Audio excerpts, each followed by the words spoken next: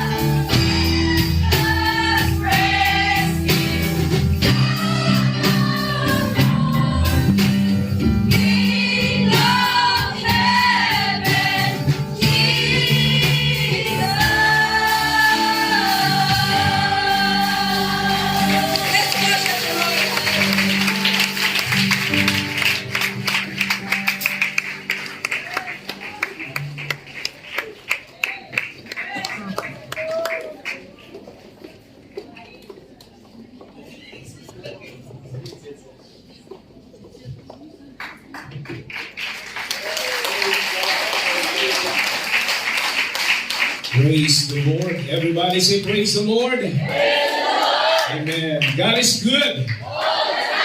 And God is good. Amen.